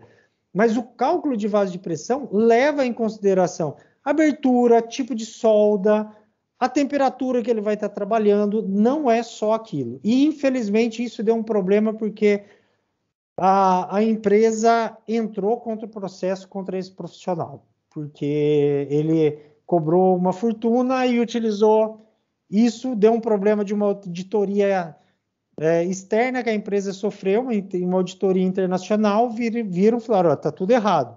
Aí me consultaram para ir lá verificar e realmente estava tudo errado. Então, tomem cuidado com aquela fórmula. Aquela fórmula é aplicada a determinadas condições. Para outras condições tem que ser levado em consideração todas as informações, o vaso como um todo, não é só a fórmula cilíndrica dele, ok? Então, você vai precisar desse prontuário, o código de projeto, os procedimentos utilizados para a fabricação, que vai estar estabelecido, a determinação da PMTA, registro de teste hidrostático, tá?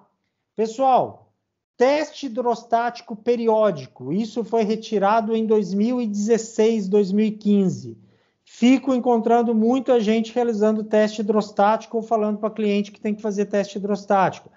Teste hidrostático é uma determinação do profissional habilitado quando ele faz alguma alteração e reparo, ou quando o equipamento é novo. Equipamento novo tem que fazer teste hidrostático, tá? Não se faz teste hidrostático mais periodicamente. Nem fora do Brasil se faz isso. Tá? O Brasil era um dos poucos países que fazia isso periodicamente. Então, não se faz periodicamente, mas na fabricação tem que ter e você tem que exigir. Gente, for comprar um vaso, faça dessa maneira. Existem os vasos hoje que são vendidos em série, principalmente pelos fabricantes de compressores, esses que vocês vão na loja. Então, sempre atentem para... A dica é importante. Eu não tenho o prontuário do vaso, eu procuro descobrir quem é o fabricante. Se você ligar para o fabricante, ele vai ter esse prontuário. Na maioria dos casos, ele vai ter esse prontuário. Nesse caso que eu contei para vocês, desses 80 equipamentos que estavam calculados de forma errada, mais da metade deles nós conseguimos com os fabricantes. Os fabricantes todos tinham o prontuário. Aí perdeu na hora do envio, ou não enviou, e a gente resolveu o problema com o prontuário do próprio fabricante. A gente nem teve o custo de recalcular os vasos, porque o próprio fabricante enviou os prontuários. Então, esses vasos que você compra, esses compressores que você compra em loja de material de construção, loja de ferramenta, ele já vem com seu laudo da NR13, você pode baixar no site da empresa.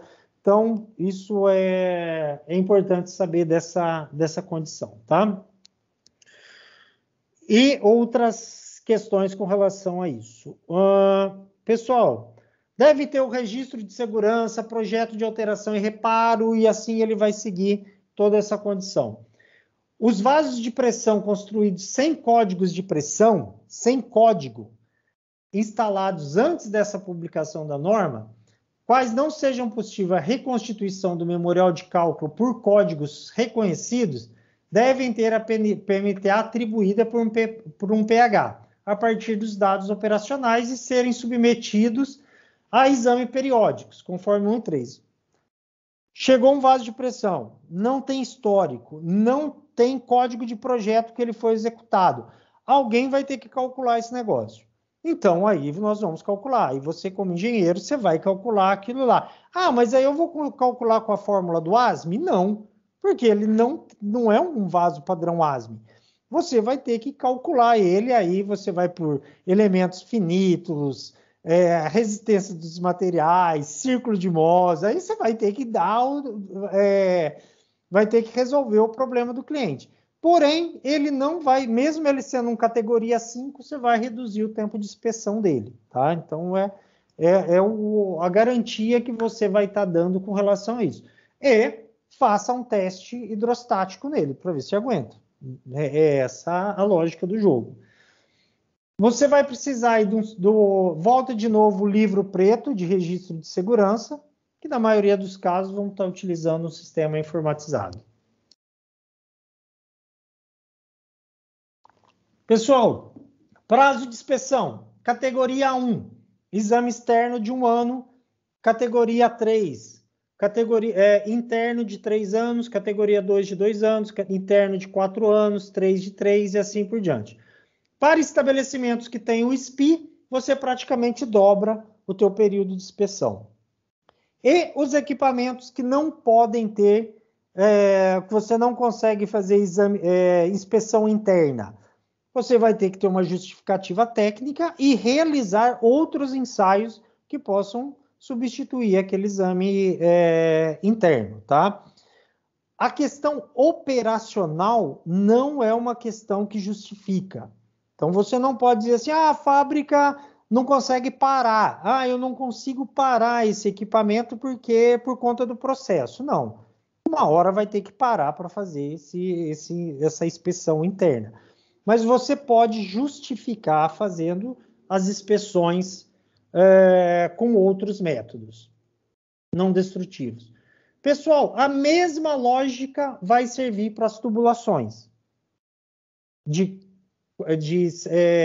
qualificação, de prazos, ou seja, quanto mais perigoso for aquele equipamento, quanto mais risco apresentar aquele equipamento, mais eu vou ter que estar fazendo as inspeções, ok? Então, eu não vou entrar na parte de tubulações, no detalhe das tubulações de tanque, porque eles seguem a mesma lógica. Pessoal, eu quero apresentar para vocês aqui as normas que existem para reparos de equipamento. Elas também não, a maioria das normas vai virar e falar assim, olha, a definição, a critério do profissional habilitado, a critério do profissional responsável.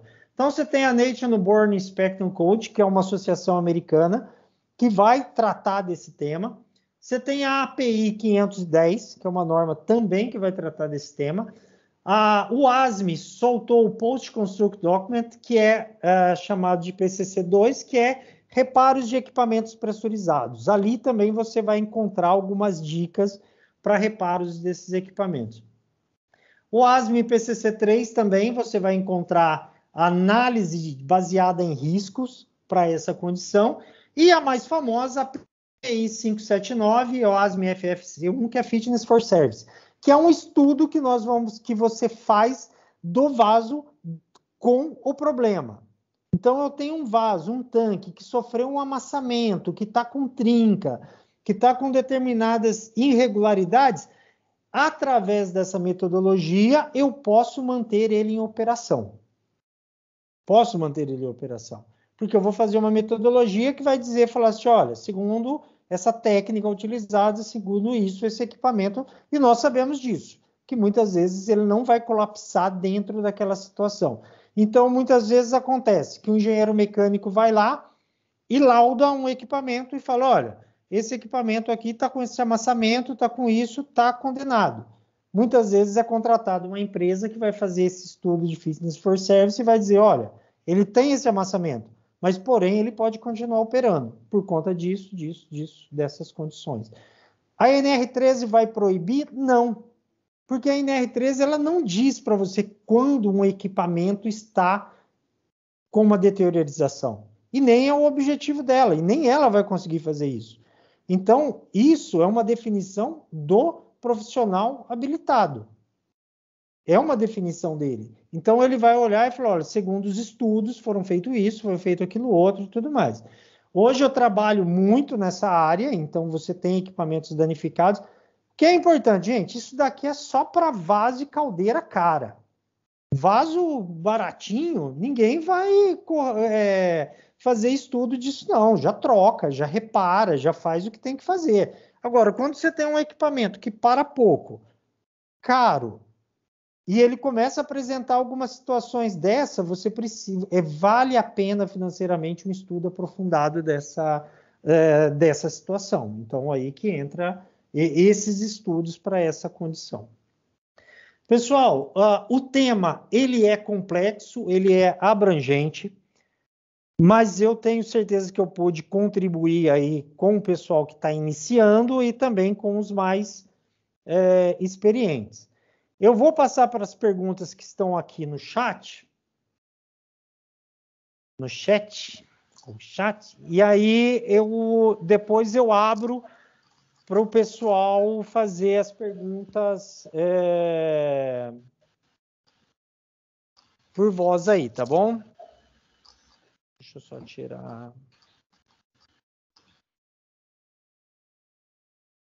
Ok? Parei o compartilhamento, se for preciso eu volto lá. Então, vamos lá. A RT é emitida antes da realização da inspeção do vaso ou caldeira, porém, como fica quando o mesmo não passa na inspeção? Tem inconformidades? Sabemos que para o corpo de bombeiro para liberar o CV não solicita o relatório de inspeção, somente a RT. Como proceder? Boas perguntas, tá vendo? Eu me colocaria da seguinte maneira: você tem que emitir a RT antes, então você vai iniciar o trabalho, você vai fazer a RT. No teu relatório vai dizer se está ok ou não ok, então tá essa responsabilidade sua. Eu enviaria o relatório junto para o Corpo de Bombeiro para eles dizer, olha, não está ok, você vai enviar isso para eles. Não acredito que o pessoal do Corpo de Bombeiro estejam tomando uma decisão de liberar apenas com a RT. A RT é uma anotação de responsabilidade técnica, não quer dizer que esteja de acordo, tá? Então, eu iria para essa linha. Pedro, ajudei, é isso? Ou ele está silenciado? Então, agora, muitas vezes, o profissional que está dando a entrada no projeto no bombeiro não é o que fez a inspeção. Então, ele pode mandar... Porque para o bombeiro, o relatório não importa, importa para ele que tem a RT. Então, mas aí eu acho que vai depender muito do local. Na maioria das vezes, no Corpo de Bombeiro, além da RT, pelo menos nas minhas experiências, o pessoal verifica se está ok ou não. Eu anexaria, ou você escreve na RT, no campo observação, amarrando o teu relatório na RT. Quando eu faço a RT, eu já coloco no corpo o número de um relatório. Exatamente. Eu também... Ele é um relatório. Mas, se você mandar para o bombeiro só a RT, ele não vai questionar e pedir o relatório. Porque eu faço o projeto de bombeiro também. Entendi. Então eu aconselho você conversar com o pessoal do Corpo de Bombeiro para pedir o relatório, tá? Deixa eu ver. O operador de caldeira pode realizar outras atividades na empresa, principalmente caldeiras pequenas, em hotéis, hospitais, etc. Você sabe que em hotel, quem opera a caldeira é o gerente. Né? Então, como eu disse para vocês, a NR13, ela, na sua essência, ela tem o seu sentido, mas o problema é que ela é muito abrangente. Esse é o problema dela. Então, ela vale para a caldeira da usina e vale para a caldeira do hotel. Esse é o problema. Eu manteria esse pessoal com a certificação do treinamento e tudo mais, conhecedor de todos os planos de segurança com relação a isso, mas não faz sentido num hotel ou numa situação dessa você colocar ele como exclusivo. Não tem como, não faz sentido. Por outro lado, um hospital. Você tem, dependendo do hospital, você tem uma caldeira de tamanho grande. Então, você precisa de um operador exclusivo para essa situação. Não tem jeito. É essa situação.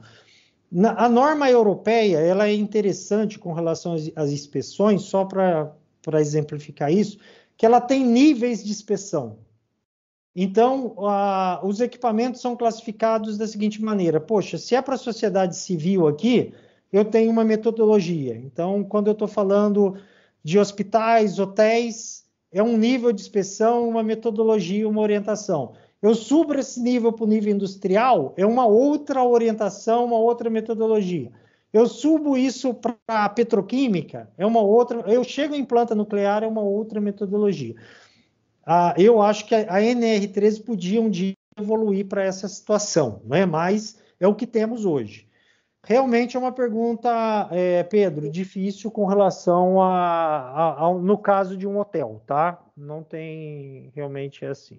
Eu dei o exemplo de hotel, hospital, mas muitas empresas que trabalham com uma caldeira pequena, hoje em dia, acontece isso, né? Você não tem um operador fixo na sala de caldeira. Ela muitas vezes fica lá trabalhando sozinha lá e o operador vai fazer outra atividade, né? Exatamente. É essa a realidade. O importante é ele ter os procedimentos, ter a informação, o treinamento para resolução dos problemas, níveis de água.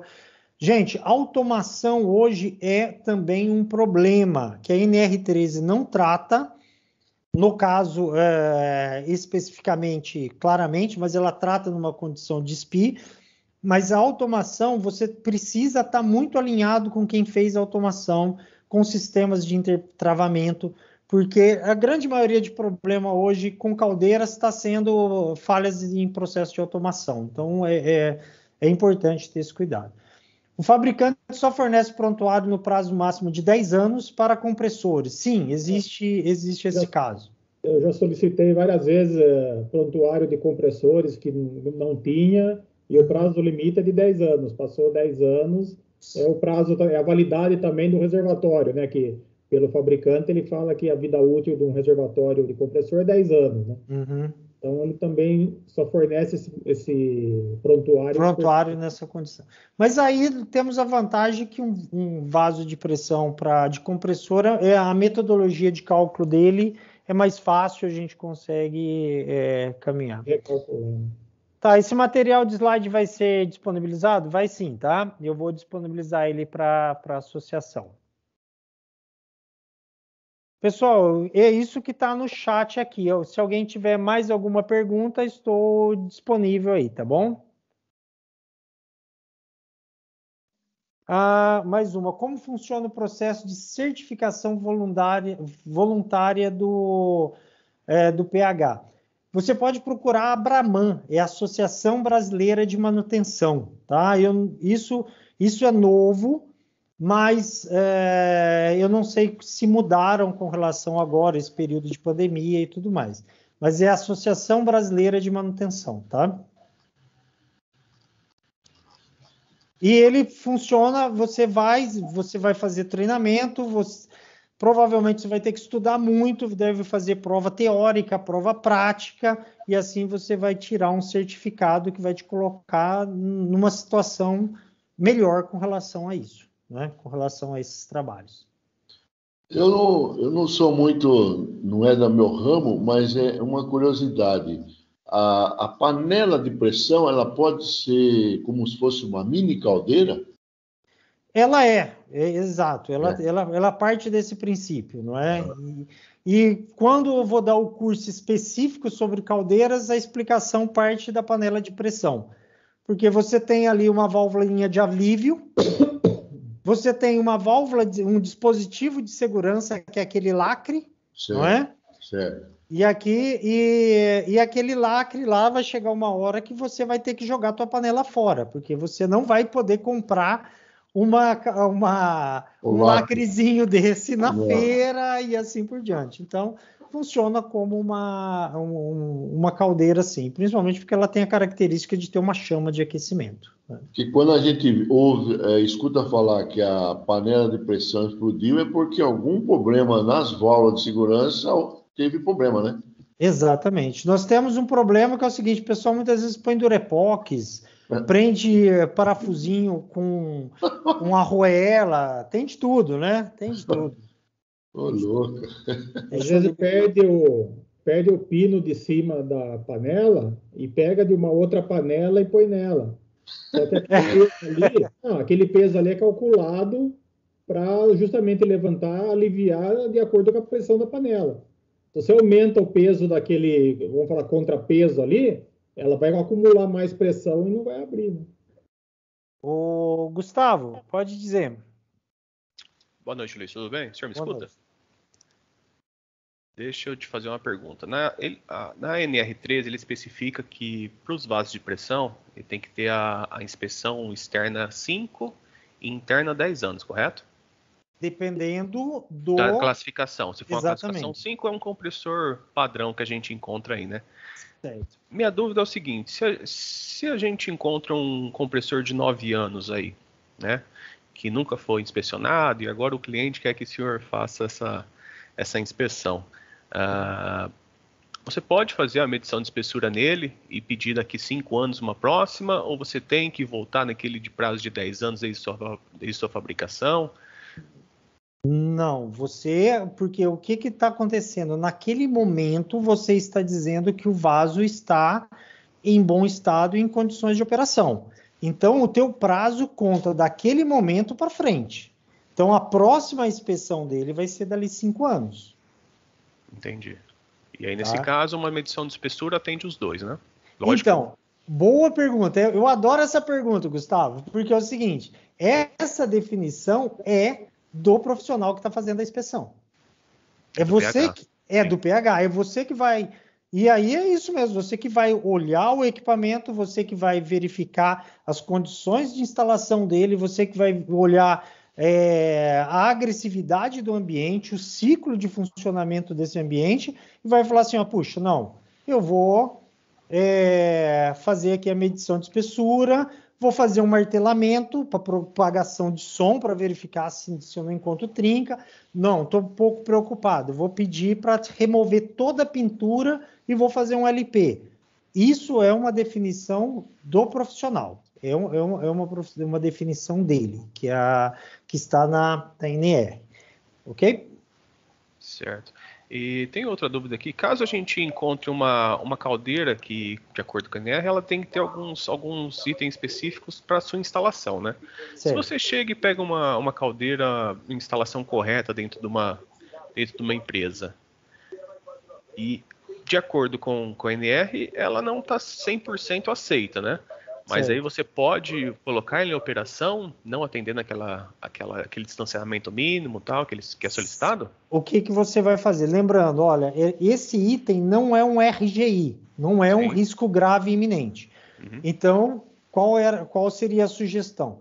Você fazer um relatório dizendo que não está ok, criar um plano de ação para a adequação daquela situação, com prazo e responsáveis por aquela adequação, e aí colocar em funcionamento.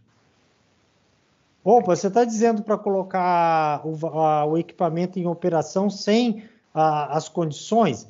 Não é um RGI.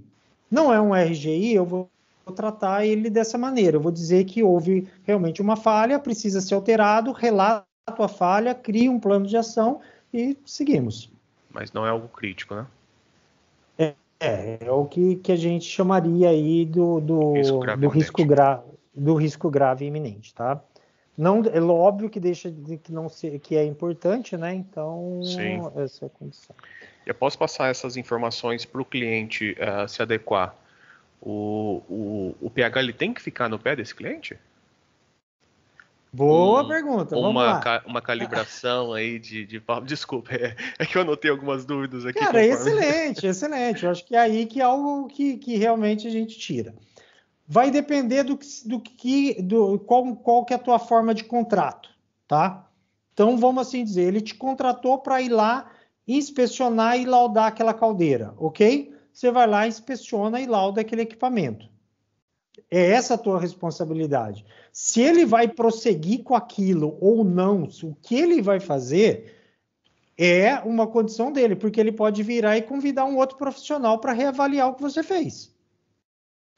E ele não está errado nisso. Se o teu contrato é garantir a segurança da planta, ou um contrato mais avançado, aí você vai ter que ficar no pé. Entendeu a diferença? Sim, sim. Então, por exemplo, hoje eu sou contratado para ser o pH de uma determinada fábrica. Os técnicos fazem as inspeções, eu verifico, os laudos estão comigo. Se eu determino, falo, olha, tal equipamento precisa de reparo, eu vou falar com quem me contratou, vou comunicar, aí eu vou escalando o problema. Por quê? Eu sou o responsável por aquela fábrica. Então, isso é mais complexo. Depende da forma que é o teu contrato. Respondido? Sim, muito obrigado. Luiz Henrique, posso fazer uma pergunta? Vamos lá. Com relação à clausura, gostaria que você pudesse falar alguma coisa sobre clausura de compressor e de caldeira, se existe, se não existe, o que a norma fala. Obrigado. O que você chama de clausura? Desculpa, que eu não... É o fechamento. O fechamento, não. Eles precisam estar em condições que você tem o tópico da NR13, que diz lá, principalmente com relação à caldeira, que ela deve ter 2 áreas de abertura, deve ter um distanciamento da parede. Então, esse enclausuramento, ele não está correto. De um vaso de pressão, por exemplo, consultório odontológico, ele vai ficar lá no quartinho fechadinho, escondido lá. Ah, eu vou enclausurar ele. Se isso não afetar o problema do compressor com temperatura, com isso, aquilo outro, é uma outra condição. Na minha visão, seria isso. Atendeu a dúvida? A dúvida é o seguinte, é que na norma eu nunca achei nada com relação à clausura, a não ser essas 2 entradas, mas era com relação a compressores. Mas na maioria das vezes eu não sei se todos estão ouvindo. Eu peço para que faça a clausura para vaso de pressão, que é o que eu mexo, né? Alô, estão me ouvindo? Estão ouvindo. Acho que é contigo. Agora cortou. Deixa eu responder do Lucas aqui. Gostaria de saber quando eu devo calcular um vaso de pressão. As tubulações precisam ser calculadas? Então, precisam ser. Alguém calculou isso, né? A gente sempre espera isso. Então, muitas vezes, quando a gente vai trabalhar com NR13, a gente acha que vai ter que refazer tudo. Não. Alguém calculou aquele vaso de pressão. Quem calculou? Primeira coisa é essa investigação. Então, tem o memorial de cálculo dele aqui, tem a rastreabilidade, bate a série, o número, então tá ok, então já foi calculado. Se você não tem nada e você foi contratado para adequar a NR13, você vai ter que calcular, que é fazer o prontuário. Aí, para fazer o prontuário, você precisa de um memorial de cálculo. Esse memorial de cálculo vai variar do código da norma que você vai utilizar. É essa a situação. Entendido, Lucas?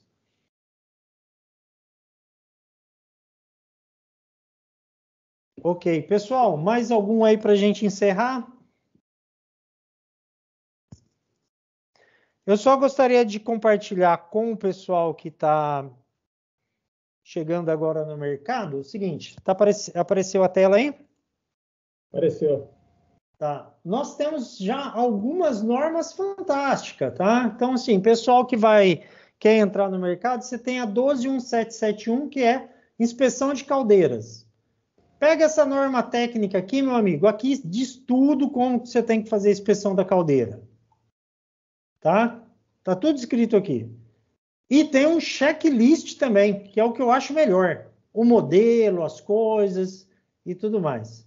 Então, isso aqui ajuda bem para caldeira flamo-tubular, para caldeira aquotubular, para vaso de pressão também você tem, a 15417.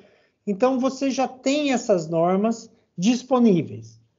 Ok? Então, isso já te ajuda, pelo menos, iniciar na profissão, ter uma ideia de como montar e como fazer uma inspeção, como tomar algumas decisões. Então, isso ajuda bastante.